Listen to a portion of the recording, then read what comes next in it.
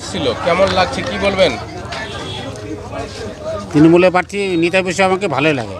আচ্ছা, মহারাজ পাশে তো মহারাজ। হ্যাঁ, পাশে মহারাজ। উনি এখন তো ধার্মিক লোক, এখন রাজনীতি কতদূর কী করবে জানি না। হ্যাঁ, তো কর্মী হিসাবে নিতাই বসু ঠিক আছে।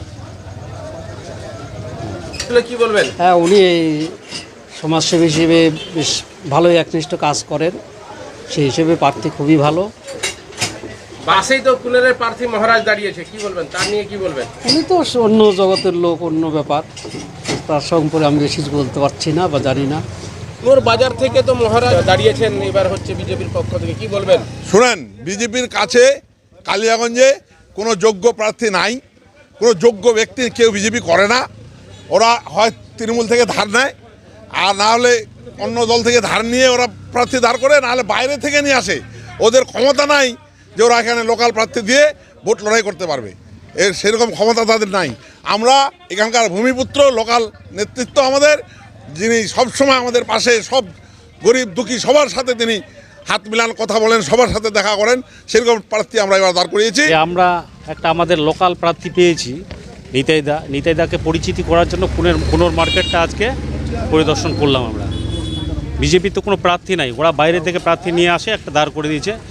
অল বাজারে ঘুরলাম, তাতে প্রতিটা দোকানে দোকানে গেলাম, তাতে প্রতিটা মানুষের যে একটা মানে রিপার্কেশন খুব ভালো। আগামী দিনে 23শে এপ্রিলে যে ভোট আছে, আমরা বিপুল ভোটে আমাদের দিদির মনোনীত প্রার্থী নিতাই বৈশ্য মহাশয়কে জয়ী করব। প্রচারে নাম ছিলেন, কি বলবেন, কেমন সাড়া পাচ্ছেন? প্রচারে প্রচুর সাড়া পাচ্ছি আমরা যেটা বুঝতে পারছি যে একদম 100 তৃণমূল নিতাইদা জিতছেই। যেই এলাকাতে আপনারা প্রচার করলেন সেই এলাকা থেকে তো বিজেপির প্রার্থী দাঁড়িয়েছে। ওই বিজেপি প্রার্থীকে তো কেউ ভোট দিবে না, তো সাধু লোককে কেন ভোট দিবে? সাধু লোক আবার নেতাগিরি করতে পারে নাকি? মানে উন্নয়ন করতে পারবে না? না, কিছু করতে পারবে না। এই কুনোর বাজারে আমরা প্রচার করলাম, যেখানে দীর্ঘদিন ধরে বিজেপির প্রার্থী যিনি হয়েছেন, আমরা জানি যারা মৌলানা হয় তারা মসজিদে থাকবে ধর্ম নিয়ে, যারা সাধু সন্ন্যাসী হয় এরা ত্যাগী হয়, এরা মন্দিরে থাকবে, আশ্রমে থাকবে। আজকে দেখা যাচ্ছে এরা নিজের লোভে ক্ষমতার জন্য রাজনীতিতে নেমেছে, কিন্তু কুনোরের মানুষ এটা মেনে নেবে না। আমাদের ক্যান্ডিডেট ঘোষণা হয়, আমাদের নেত্রী মমতা বন্দ্যোপাধ্যায় এবং অভিষেক বন্দ্যোপাধ্যায় আমাদের এখানে নিতাই বৈশ্যকে প্রার্থী ঘোষণা করেছে। আমরা সমস্ত নেতৃত্বকে নিয়ে পথে নেমেছিলাম।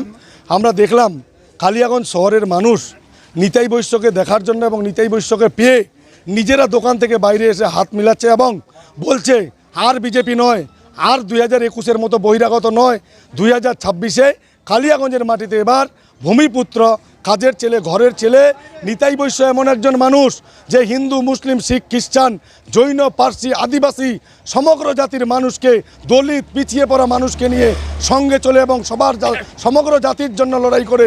তাই আমি বলি, কালিয়াগঞ্জের বুকে আমরা সর্বধর্মের প্রতীক, দিদির স্নেহধন্য, অভিষেকের স্নেহধন্য কালিয়াগঞ্জ বিধানসভার পাহারাদারিত্বের জন্য আমরা নিতাই বৈশ্যকে পেয়েছি।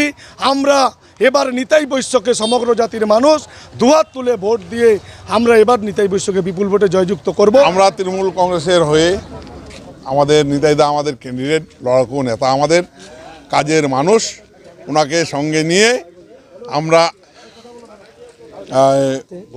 গোটা কুনোর বাজারে প্রার্থী পরিচিতি করলাম।